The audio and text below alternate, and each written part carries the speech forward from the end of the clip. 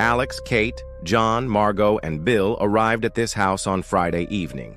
Alex claimed that this place was perfect for a picnic, secluded, cheap, and with a soul. But Dom's soul was clearly sick. There was a damp, musty smell in the air, and the floorboards creaked as if someone was crawling under them. They quickly lit the barbecue and poured themselves a glass. Bill joked that no one would hear them because of the woods, even if they slaughtered every last one. The laughter was nervous. When it got dark, Alex noticed a trapdoor in the kitchen floor. It was closed with a rusty bolt, but curiosity, of course, got the better of it. The basement smelled of damp earth and something sweet and putrid. There, among the boxes of dusty jars, was a book wrapped in an old cloth. The pages were made of thick leather, and the letters looked as if they had been scratched with nails.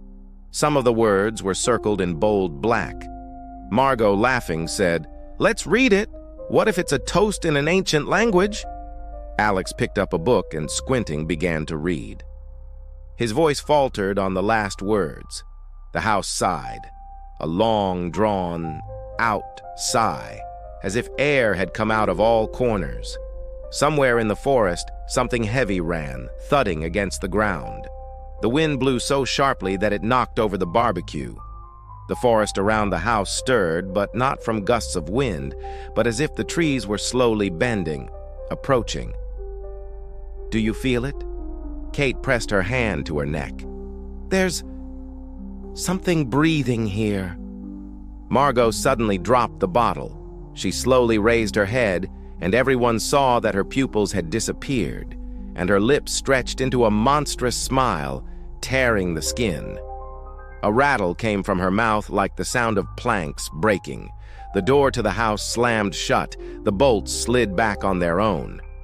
The light bulb in the kitchen was blinking, and new figures appeared in each flickering light in the window. They were pale, with elongated faces like corpses and black holes instead of eyes. Bill rushed to the hatch, thinking to hide, but something grabbed his leg from the darkness of the basement.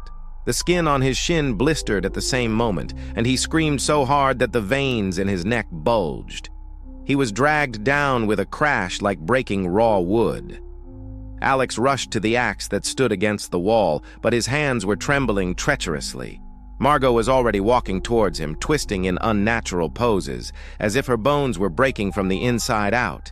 Every step she took left dark, sticky footprints on the floor. Kate tried to open the window, but the glass was as cold as ice and wouldn't budge. In the reflection, she suddenly saw not Alex behind her, but something standing close and breathing down her neck. The whispers from the book grew louder. The words sounded in everyone's heads, as if someone was reading them right in their brain. John realized that this was not just a text, it was a verdict. And then Margot came out of the basement, already without skin on his face.